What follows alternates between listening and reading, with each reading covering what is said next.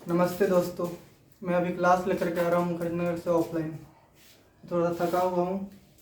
जैसा कि मैं आपको पहले बताया था पिछला वीडियो में कि मैं सिलेबस के वाइज एक एक टॉपिक लेकर के पढ़ाना स्टार्ट करूँगा। और मैं अपना क्लास इंडियन इकोनॉमी से शुरू किया था। उस इंडियन इकोनॉमी के सिलेबस के अनुरूप एक टॉपिक मैंने उठाया। उस टॉपिक का नाम है राष्ट्रीय यानी नेशनल इनकम। लेकिन इसको समझने से पहले हम लोगों को अर्थव्यवस्था क्या होता है, अर्थव्यवस्था के प्रकार कितने हैं, ये सब समझना पड़ेगा। ठीक, तो चलिए मैं आपको अर्थव्यवस्था समझाता हूँ। फिर उसके बाद माइक्रो इकोनॉमी क्या होता है, मैक्रो क्या होते हैं, ये दोनों समझा दूंगा। फिर आपको राष्ट्रीय आय के टॉपिक पर ले आऊँगा। ठीक, तो आइए, सबसे पहले अपने आप में अर्थव्यवस्था शब्द ही अधूरा है। तो अगर कोई ऐसे अर्थव्यवस्था लिखे तो समझिएगा कि यह शब्द गलत है। मतलब शब्द गलत नहीं, इसकी अवधारणा गलत है। जबकि इसके पीछे कोई जगह है, कभी भौगोलिक क्षेत्र का नाम ना लग जाए, जैसे किसी राज्य का नाम ना लग जाए, किसी देश का नाम ना लग जाए। जैसे देश में ले तो भारत, इसी को बोलते हैं भारतीय अर्थव्यवस्था। ठीक, तो अर्थव्यवस्था टर्म अपने आप में अधूरा है, उसके पीछे किसी देश या किसी राज्य या किसी स्थान विशेष का नाम लगाना पड़ेगा। ठीक, तो भारतीय अर्थव्यवस्था ऐसे बोला जाएगा। अब अर्थव्यवस्था होता क्या है, तो अर्थव्यवस्था के 4 पिलर होते हैं। 4 पिलर ये लिखे हुए हैं: भूमि, श्रम, पूंजी, उद्यमशीलता। ठीक, ये सब संसाधन है। इस संसाधन का उपयोग करके हम लोग उत्पादन करते हैं। और उस उत्पादन में दोनों चीज़ें आएंगे, सेवा और वस्तु दोनों आएंगे।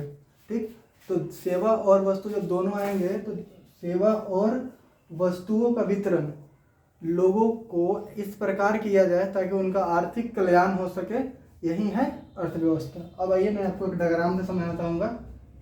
मैं ये मिटा रहा हूँ यहाँ पे क्योंकि आप लोग अर्थव्यवस्था से समझा दिए हैं। अब आइए इसकी अवधारणा समझ लेते हैं अर्थव्यवस्था की। जैसे मैं बताया था, देखो यहाँ पे ये गोला ले लेते हैं। ठीक, इससे जितने सारे उत्पादन होंगे चारों संसाधनों से, ये उत्पादन हुए, ये उत्पादन वस्तु और सेवा दोनों का होगा, वस्तु प्लस सेवा दोनों का हुआ। और इस उत्पादन का बंटवारा, ये देश है, किसी कोई भौगोलिक क्षेत्र है,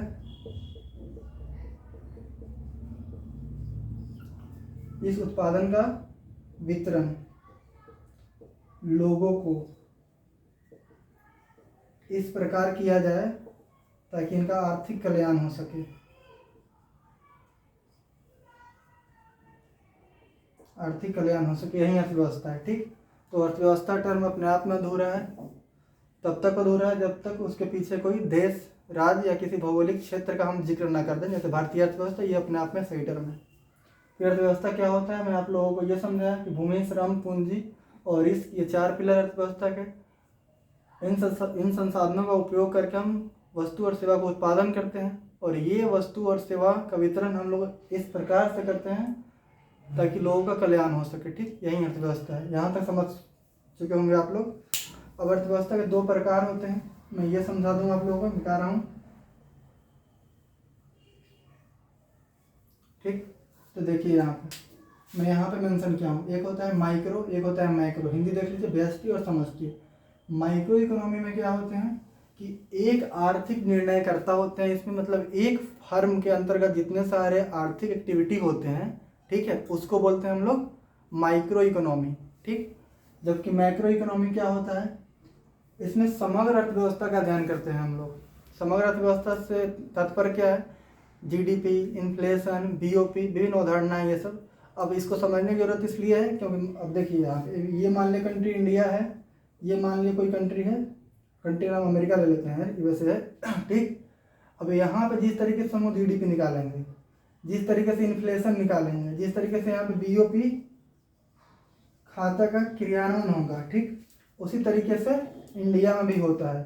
ठीक, तो ये है समष्टि अर्थव्यवस्था, मतलब मैक्रो इकोनॉमी। जबकि माइक्रो व्यष्टि अर्थव्यवस्था क्या था, एक आर्थिक निर्णय करता और एक फर्म के संबंध में हम लोग आर्थिक एक्टिविटी को देखते हैं। ठीक, यहाँ तक आप लोग समझ गए होंगे। अब आप लोगों को अर्थव्यवस्था क्लियर हो गया, अर्थव्यवस्था के प्रकार क्लियर हो गए, तब हम लोग अपने टॉपिक पे चलेंगे जैसे सिलेबस मैंने बताया था उसके अनुरूप।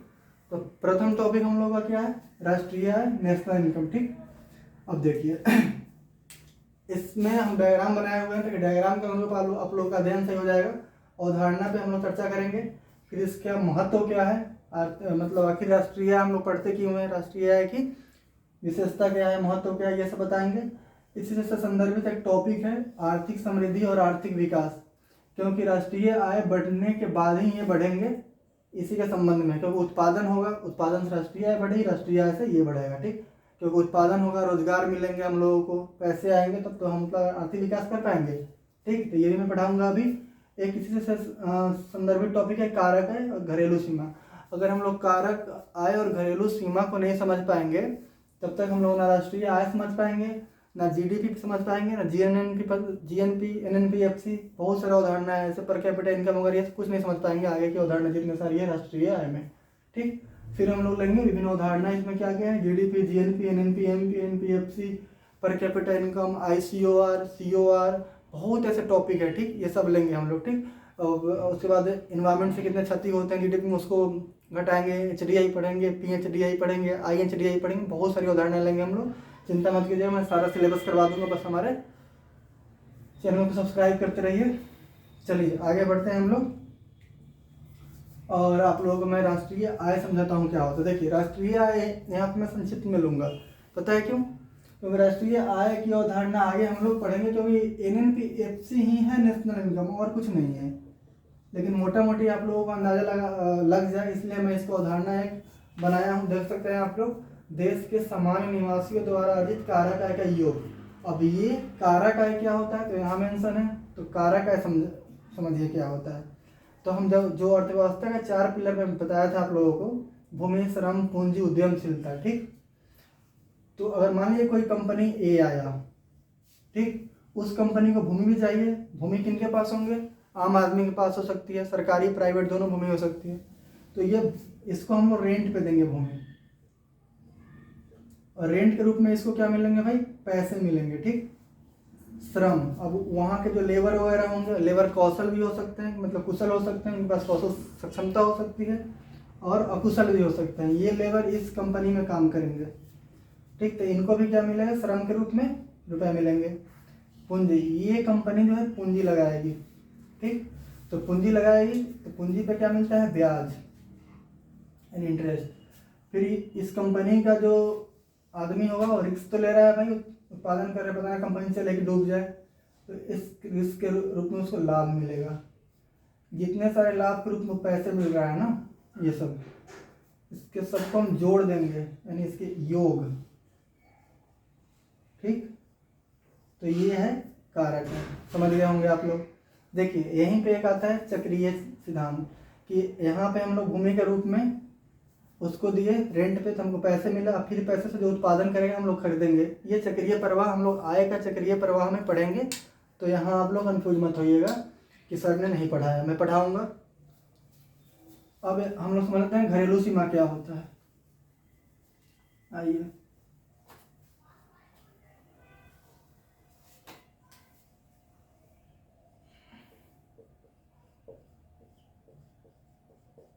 देखिए घरेलू सीमा क्या होता है, मैं समझाता हूँ।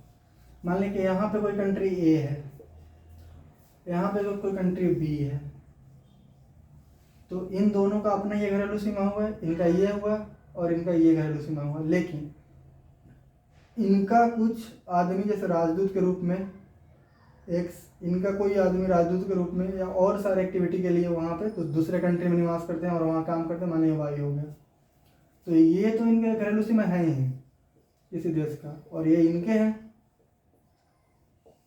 ठीक, लेकिन ए का जो राजदूत का जो कार्यालय है, या रॉ का जो कार्यालय है, या सरकारी कोई भी ए का सरकारी कोई कर्मचारी काम करता है सरकार के लिए, तो जहाँ पे वो काम करता है उस क्षेत्र को भी हम शामिल करते हैं इस यहाँ पे इसको शामिल कर लेंगे, और इसको यहाँ पे शामिल कर लेंगे, और उसका जो राजदूत काम करता है यहाँ पे उसको वहाँ पे शामिल कर लेंगे। तो ये घरेलू सीमा हो जाता है। सिंपल सा आप लोग समझिए, इतना अगर आप लोग समझ नहीं आ रहा होगा तो जैसे मैं उदाहरण के साथ समझा देता हूँ। एग्जाम्पल लीजिए, जैसे अपना देश इंडिया है, यहाँ पे, ये बांग्लादेश है। यहाँ पे कुछ गांव हैं जो इंडिया के घरेलू सीमा के अंतर्गत आता है। ठीक, अमेरिका है ये मान लो, यहाँ हमारा राजदूत काम करता है, हमारे घरेलू सीमा के अंदर आएगा। और जो हमारे घरेलू सीमा के अंदर आएगा और उत्पादन या यहाँ पे कोई विदेशी करे घरेलू सीमा में, या विदेशी संसाधन हो, या हमारे सामान्य निवासी काम करें, ये सब घरेलू सीमा के अंतर्गत उत्पादन में आता है। ठीक, आगे बढ़िए। घरेलू सीमा हम लोग समझ लिए। अब देखिए आगे हम लोग राष्ट्रीय आय पढ़ते क्यों, इसका महत्व क्या है। तो राष्ट्रीय आय पढ़ने से पहले हम लोग आप लोगों को मैंने बताया था अर्थव्यवस्था के पिलर, उस पिलर का यूज करके हम लोग क्या करते हैं, उत्पादन करते हैं। उत्पादन से हमारा राष्ट्रीय आय बढ़ता है और राष्ट्रीय आय से क्या बढ़ेगा, आर्थिक समृद्धि और आर्थिक विकास बढ़ेगा। लेकिन राष्ट्रीय आय का महत्व पढ़ना जरूरी है इसलिए कि लोगों को मिलने वाला आर्थिक कल्याण का अनुमान लगा सकते हैं हम। जो उत्पादन उस समय किए थे उस अर्थव्यवस्था के पिलर से, और संसाधन का वितरण किए थे लोगों के पास, उसके अनुरूप उनका कल्याण कितना होगा इसका अनुमान लगाने के लिए। दूसरा क्या कि देश में जो उपलब्ध संसाधन है उसके उपयोग का अनुमान लगा सके कि कितना संसाधन मेरा उपयोग हुआ और कितना संसाधन बचा है, और मैं आगे के लिए कैसे उत्पादन करूंगा और संसाधनों का प्रयोग कैसे करूंगा, उसके संबंध में जानकारी के लिए हम राष्ट्रीय आय के महत्व को पढ़ना जरूरी है हम लोगों को, और यहाँ पे महत्व इम्पोर्टेंट हो जाता है। ठीक, अब देखिए आर्थिक समृद्धि और आर्थिक विकास पढ़ाएंगे हम लोगों को। अब आर्थिक समृद्धि और आर्थिक विकास क्या होता है। राष्ट्रीय आय मतलब एक उदाहरण लीजिए, राष्ट्रीय आय बटा जनसंख्या, यहाँ पे कोई वैल्यू आएगी। ठीक, इस वैल्यू को बोलते हैं पर कैपिटा इनकम, यानी प्रति व्यक्ति आय।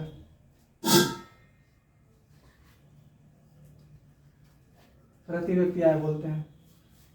प्रति व्यक्ति आय के रूप में हमको जो रुपए प्राप्त हुए हैं, क्या वो रुपए एक्चुअल में है, ऐसा नहीं है बिल्कुल। ये औसत निकाला गया है। हो सकता है किसी को 1000 मिल रहा है, हो सकता है किसी को 1 लाख मिल रहा है, हो सकता है किसी को 1 रुपये मिल रहा है। इसलिए पर कैपिटा इनकम एक्चुअल अनुमान नहीं लगा सकता। इसीलिए जब हम लोग आर्थिक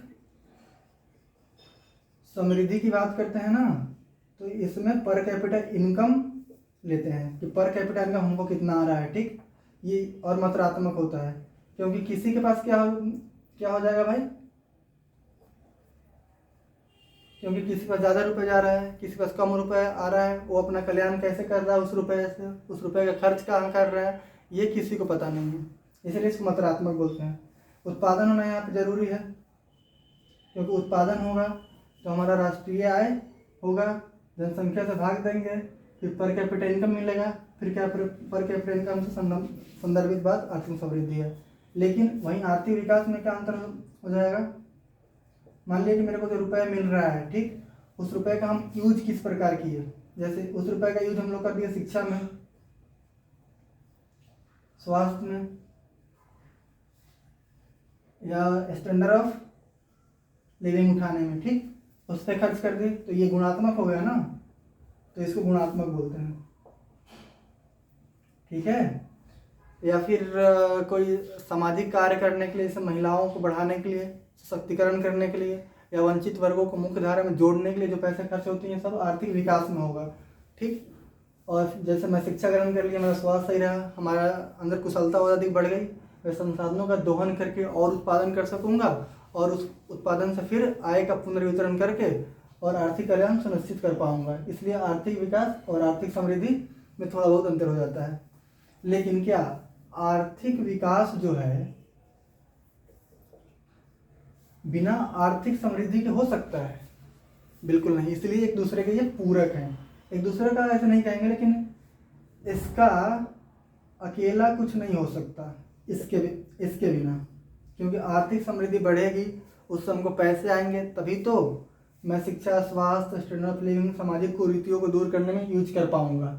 ठीक, तो यहाँ तक आप लोग समझ गए क्या अर्थव्यवस्था क्या होता है। उसके बाद हम आप लोगों को समझा दिया कारक है घरेलू सीमा, फिर मैं आप लोगों को समझाया यहाँ पर राष्ट्रीय आय का अवधारणा समझा दिया। अवधारणा मैं संक्षिप्त में समझाया हूँ, क्योंकि अवधारणा जो राष्ट्रीय आय की है वही NNPFC है, और NNPFC को ही हम नेशनल इनकम बोलते हैं। इसीलिए जब मैं आपको NNPFC पढ़ाऊँगा ना तो इसको और क्लियर कर दूंगा। ठीक, एक बार और देख लीजिए। देश के सामान्य निवासियों द्वारा अर्जित कारक आय का योग है। ठीक, महत्व बता दिया, किसकी महत्व क्या है ये बता दिया मैं आप लोगों को, कारक आय बता दिया। मैं आप लोगों को ये पढ़ाऊंगा। ठीक, तो अब हम लोग पढ़ेंगे विभिन्न अवधारणा, GDP, GNP, NNPMP, NNPFC। ठीक, तो ये सारी चीज़ हम लोग पढ़ेंगे। और इससे संदर्भित और टॉपिक है जैसे पर कैपिटा इनकम हो गया, आईकोर हो गया, COR हो गया, IHDI हो गया, HDI हो गया, PHDI हो गया, GDP मतलब पर्यावरणीय GDP क्या होता है। इसके लिए एक मैं आपको बताना चाहूँगा कि उत्तराखंड में एक बहुत अच्छा काम किया उत्तराखंड सरकार ने कि वो पर्यावरण से GDP में कितना योगदान हो रहा है उसके संदर्भ में वो बातें करी, वो सब पढ़ाऊँगा मैं। कुछ भूटान के नरेश ने बोला था 2016 के आसपास, इस समय पढ़ाऊँगा आप लोगों को, तो ये चिंता करने की बात नहीं है। मैं अब अगला सेशन कल लूँगा, क्या कि थोड़ा मेरे को थकावट फील हो रहा है, मैं अभी ऑफलाइन क्लासेस से आया हूँ, तो इसीलिए thank you so much. Channel को लाइक और सब्सक्राइब कीजिए। मैं आगे की क्लास कर लूँगा और ये सब चीज़ें डिस्कस करूँगा। Thank you so much.